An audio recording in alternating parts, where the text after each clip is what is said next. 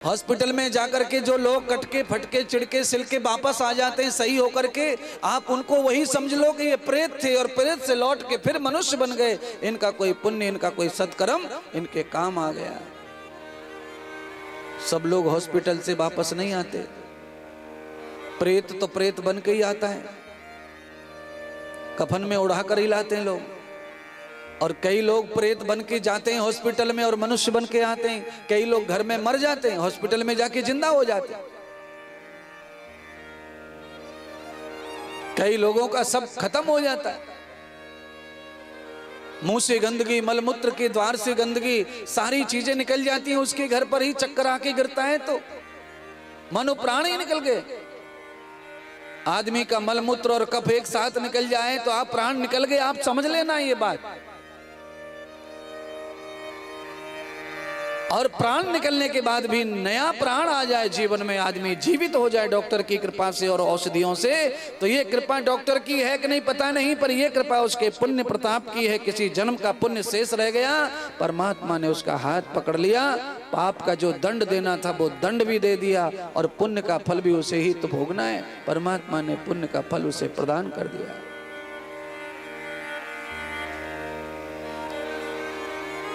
आज आप जब कथा सुनते सुनते समझ लेंगे कथा को।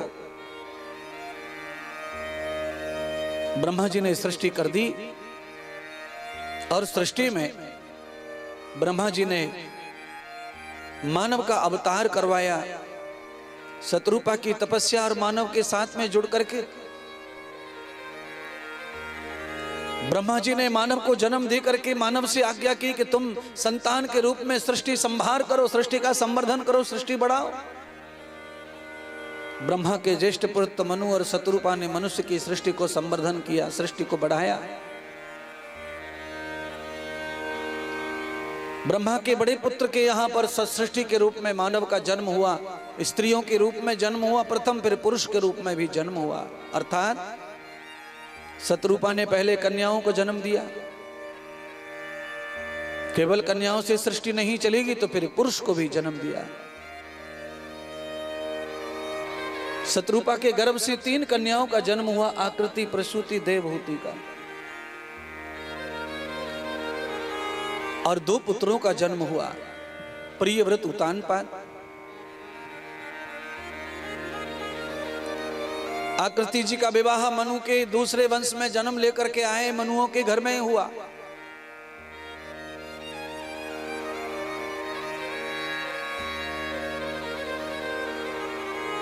महर्षि मरीच के साथ में हो गया विवाह, महर्षि कर्दम के साथ में विवाह हो गया, दक्ष प्रजापति के साथ में विवाह हो गया। तीनों कन्याओं का अलग अलग वर्ण हो गया, तीनों कन्याओं का अलग अलग क्रस्त प्रारंभ हो गया। महर्षि मरीच के यहां देवताओं का अवतरण हुआ। अदिति के यहां पर देवियों के रूप में देवता प्रकट हुए, कन्या के रूप में। और प्रसूति के यहां पर ऋषि और मुनियों ने जन्म लिया। आज आपको यह पता चलेगा कथा में कि ऋषि मुनि किसी की संतान है। सारी माताएं ऋषि मुनि पैदा नहीं कर सकती, सारी माताएं देवता भी पैदा नहीं कर सकती, सारी माताएं इंसान भी पैदा नहीं कर सकती। जन्म सारी माताएं दे सकती हैं, हो सकता है कि जननी सब बन जाएं, पर सारी माताओं के गर्भ से मानव पैदा होगा, देवता पैदा होगा, ऋषि पैदा होगा, ये कल्पना सही नहीं है। राक्षस की समृद्धन, राक्षस भी मां की देन है। राक्षसों का जन्म भी मां से ही होता है। महापुरुषों के यहां राक्षसों का जन्म होता है। केवल राक्षस के यहां राक्षस पैदा होगा ये आवश्यक भी नहीं है। बड़े बड़े ऋषि, बड़े बड़े मुनि, बड़े बड़े धर्मात्मा, ज्ञानी, तपस्वियों के घर में दुष्ट संतान का जन्म हो जाता है। आप इस समाज में देख लो, माता पिता इतने हीरा हैं, औलाद उतनी दुष्ट है। किसी के माता पिता इतने दुष्ट हैं, औलाद उतनी ही श्रेष्ठ है। अंदाज लगाना कठिन है कि किसके गर्भ से कौन पैदा हो जाएगा, बड़ा मुश्किल है। आदमी को पहचान के तो समझना कठिन है कि इसके गर्भ से क्या पैदा होगा। बड़ी बड़ी महात्मा, बड़ी बड़ी सुंदर स्त्रियां, बड़ी बड़ी महान स्त्रियां, बड़ी बड़ी पढ़ी लिखी स्त्रियां राक्षसों को जन्म दे रही हैं। अनपढ़ गमार गाय चराने वाली देवताओं को जन्म दे रही है गांव में। अंधाधुंध जिसके पास शिक्षा है, पढ़ाई है, डिग्रियां है, नौकरी है, पोजीशन है, उसके गर्भ से उल्टा पैदा हो रही, राक्षस पैदा हो रहे।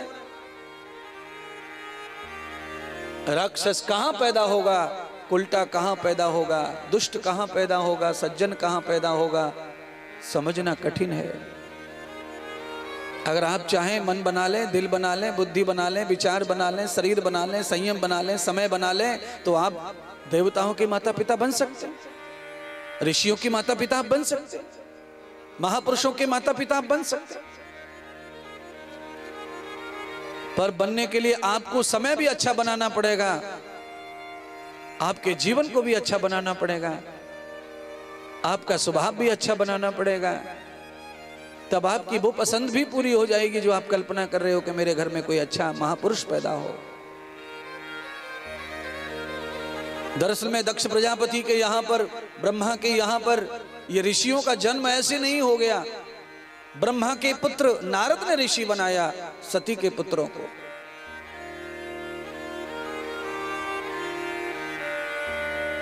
प्रसूति ने 5000 से भी ज्यादा पुत्रों को जन्म दिया था। सारे के सारे तप करने के लिए जब चले गए तो मार्ग में नारद जी मिले।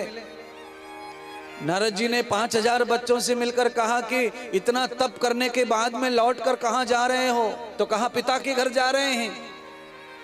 नारद ने कहा कि इतना बड़ा काम करने के बाद में उस नरक में कहां जा रहे हो? वापस गृहस्थ में पढ़ करके क्या मिलेगा?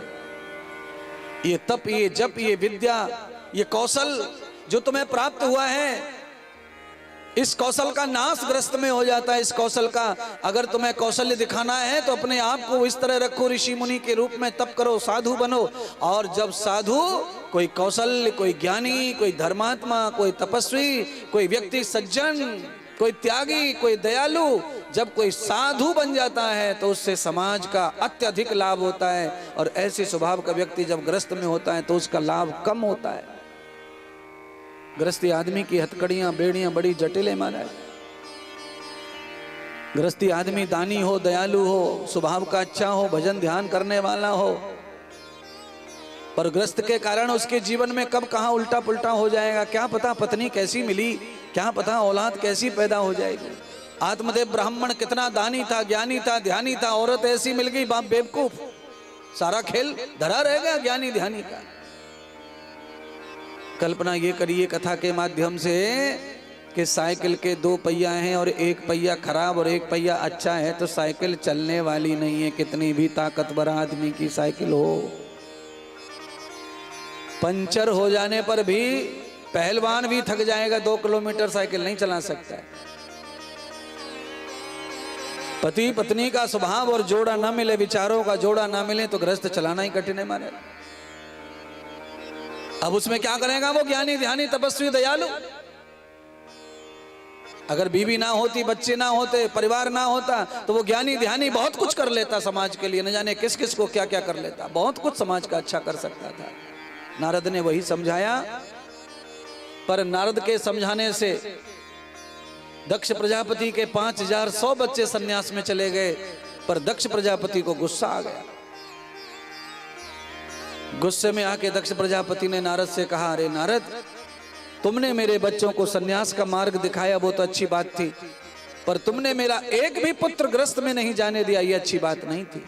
जब ग्रस्त में नहीं जाएगा कोई पुत्र तो ये अच्छी औलाद का, अच्छे इंसानों का जन्म कैसे होगा और ये सृष्टि आगे कैसे बढ़ेगी। इसीलिए मैं आज तुम्हें से क्रोध होकर के, नाराज होकर के श्राप देता हूं कि तुम कहीं पर भी एक क्षण से, एक पल से ज्यादा नहीं टिकोगे, कहीं भी एक जगह तुम ठहर नहीं पाओगे। अगर आज तुम एक पल से ज्यादा न ठहरते तो मेरे सारे बच्चों को सन्यास न देते थे, मेरा कोई बच्चा तो ग्रस्त में आना चाहिए था। तो बंधुओं, 4 आश्रम हैं, 4 आश्रम हैं, आपके घर में 2 बच्चे हैं। तो अब मैं क्या करना चाहूंगा? मैं तो यही कहना चाहूंगा कि एक बच्चा सन्यास बने, एक बच्चा ग्रस्त बने, चाहे लड़की हो चाहे लड़का। जिसके भी उत्तम लक्षण हो उसको महात्मा संत बनाओ, और जिसके भी कुलक्षण हो वो ग्रस्त में मरो जाके। ग्रस्त में सब चल जाता है। साधु के रूप में, संत के रूप में कुलक्षण का लक्षण नहीं चाहिए।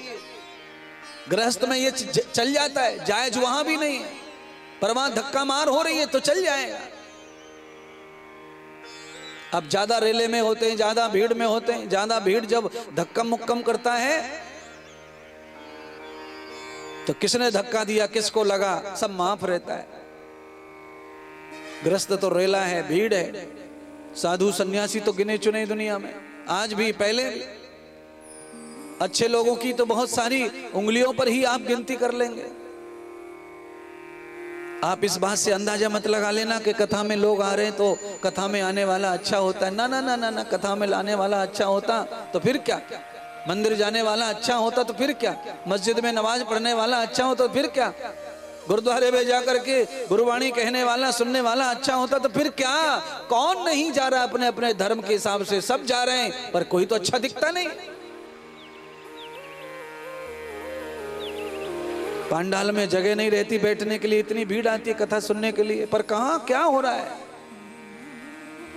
कथा सुन के गए, साड़ी झड़का दी, पैंट झड़का दिया, कान में डाल दी उंगली, खुजाते हुए निकल गए, और घर पे जाकर के, दुकान पे जाकर के, काम पे जाकर के वही स्वभाव, वही बुद्धि, वही विचार, वही काम। लोगों को केवल ये भ्रम हो गया है कि कथा में जाकर पाप खत्म हो जाता है, इसलिए चलो कथा में, हो जाता है। आपका पाप खत्म हो जाता है, इसमें नहीं है। आप ध्यान रखो, आपके कुछ मैले कपड़े घर पर रह गए हैं, और जो कपड़ा आपने अपने शरीर में डाला है, गंगा जी में अगर आप डुबकी लगाते हैं तो जो शरीर में डाला है वो तो आपके साथ में मैला कुचला वो भी धुल जाएगा, पर घर में जो पड़े वो थोड़ी धुल जाएंगे। वो मैले तो मैले ही रह जाएंगे। तो आपका पाप कोई एक हो तो धुल जाए एक दिन में। एक दिन में अनेक पापों का नाश नहीं होता है, पुण्य का नाश अनेक एक साथ हो सकता है। पर आपके अनेक पापों का नाश करने के लिए आपको निरंतर सत्संग, कथा, प्रवचन, संसार के साथ में जुड़े रहना चाहिए। आप काम करो, आपके सब काम करो, धन वृद्धि करो, शरीर वृद्धि करो, सम्मान की वृद्धि करो, सेवाओं की वृद्धि करो। आपको जितना चाहे उतना धन कमाने की सोच आपकी होनी चाहिए। क्यों? हमारे हिंदू धर्म में धन को लक्ष्मी मानते हैं। अगर आप ज्यादा धनपति हैं तो लक्ष्मी के कृपा पात्र हैं, तो इसमें क्या बुराई है। ज्यादा से ज्यादा संपत्ति, ज्यादा से ज्यादा वैभव आपके पास होना चाहिए। मैं तो यही कहूंगा, आप सबके पास में इतना वैभव होना चाहिए कि आप अपने घर की छत से उड़ के आ जाएं कथा में, और उड़ के घर पहुंच जाएं। आपके वैभव से हमें भी फायदा होगा। अभी चेलों के पास कार हैं तो लोग कार में हमें लेके आ जाते, छोड़ के आ जाते। हेलीकॉप्टर होंगे तो हेलीकॉप्टर में लाएंगे और छोड़ेंगे, तो हमारा भी मजा आता रहेगा।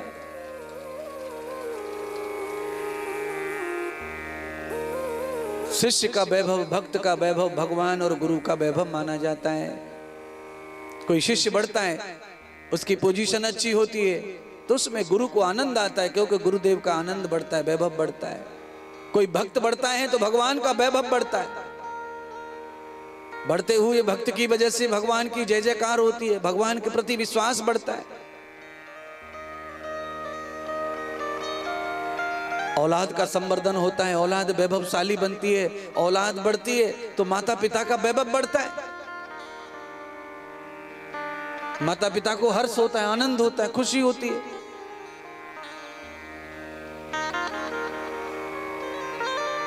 पर कोई बिरले होंगे महात्मा, कोई बिरले होंगे महात्मा, कोई बिरले होंगे माता पिता जिनको खुशी ना भी होती हो, जिनको आनंद ना मिलता हो औलाद की बढ़ने से। कभी कभी किसी किसी आदमी का चिंतन विचार अलग होता है, पर हाँ मैं इतना कह सकता हूं, बाहर से भले ही वो आपके साथ में हर्ष आनंद का विषय नहीं रख रहा है, इजहार नहीं कर पा रहा है, पर उसकी आत्मा तुमसे खुश ही रहती है हमेशा। जब बालक उसके उन्नति करते हैं तो वैभवशाली बनते हैं, धनवान बनते हैं, बलवान बनते हैं। कोई आदमी जीवा का और वाणी का खराब होता है, इसलिए वो अच्छी तरह बोल नहीं पाता, बात को रख नहीं पाता। वाणी खराब होने के कारण वो उल्टा पुल्टा ही बोलता है। बेटा चाहे जितना अच्छा हो, पर उसकी आत्मा हमेशा पुत्र को चाहती है। आत्मा हमेशा पोते को चाहती है, कभी नहीं बिसरेगी आत्मा। और वैसे आत्मा का संबंध नहीं है पोते और पुत्र दोनों से, पर चाहती आत्मा है। आत्मा तो निर्लेप है, नारायण का स्वरूप है। संबंध आत्मा का नहीं है, केवल संबंध संस्कारों की वजह से पिता पुत्र का संबंध है, पति पत्नी का संबंध है, नाती पोती का संबंध है, मेरा और आपका संबंध है। हमारे पिछले संस्कारों के कारण ही तो हम लोग यहाँ मिल रहे हैं महाराज। ऐसे कैसे प्यार होगा? इतनी जनता प्यार करती है हमसे, कहां से लाएंगे इतना प्यार? घर के घर में 4 लोगों में लठ मार, डंडा मार, गाली मार, फेंक मार, मार मार, जार मार, पटक मार, न जाने क्या क्या मार हो रही है।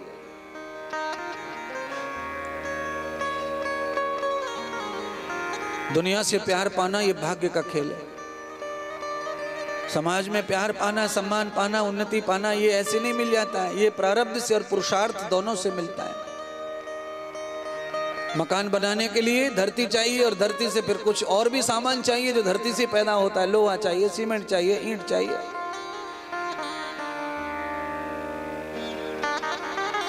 है धरती का अंश। लोहा धरती से निकलता है, सीमेंट धरती से निकलता है, पानी भी वहीं से आ रहा है, ईंट भी वहीं से बनती है। पर ये सारा मिश्रण धरती का होके धरती पर जब जमा करने लगते हैं तो वही धरती पर ऊंचा ऊंचा दिखने लगता है। हमारा 2 मंजिल का है, हमारा 3 मंजिल का। अब धरती का सामान आप कहीं भी जमा कर दीजिए, वहीं बड़ा दिखेगा। वो ढेर बन जाएगा, पर्वत बन जाएगा। उसको सलीके से तरीके से लगा दो तो वही घर, दीवार, मकान, दुकान, सामान वही है। अगर आपने डाल दिया उल्टा सीधा तो ढेर बन जाएगा, पर ऊंचा तो बनेगा। और आपने विज्ञान से लगाया, सरीके से लगाया तो वही ढेर ऊंचा भी लगेगा और काम आएगा, व्यवस्थित होगा। उसी को कमरा कह लो, उसी को मंदिर कह लो।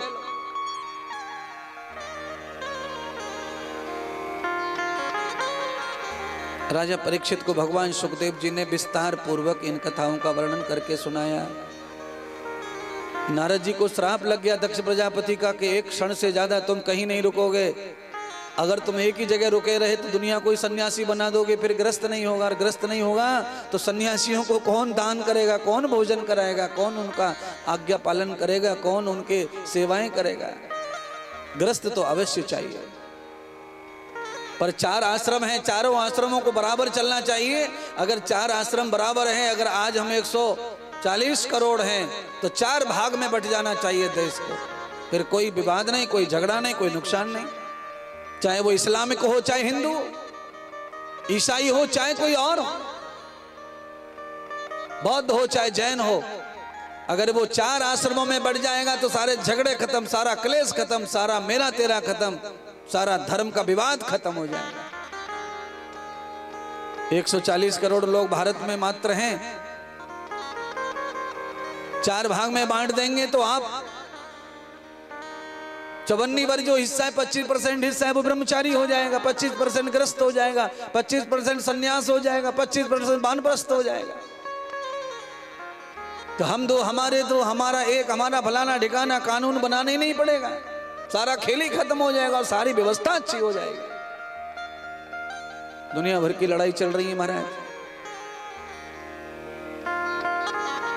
हमारा काम भागवत के माध्यम से समझाने का ही है, वो तो हम समझाएंगे। आपके जीवन में जितना समय जैसा हो वैसा करें। बाद में हमारे ऋषि मुनियों ने एक मार्ग और निकाला कि एक ही आदमी 100 साल अगर जीता है तो 100 साल में चारों आश्रमों में थोड़ा थोड़ा प्रवेश कर ले।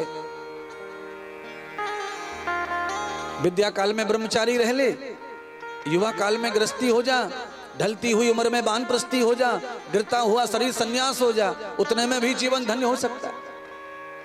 आदमी परमात्मा और धर्मात्मा बना रहेगा, न धर्म की लड़ाई होगी, न मजहब की लड़ाई होगी, न धन की लड़ाई होगी, न मेरा तेरी होगी।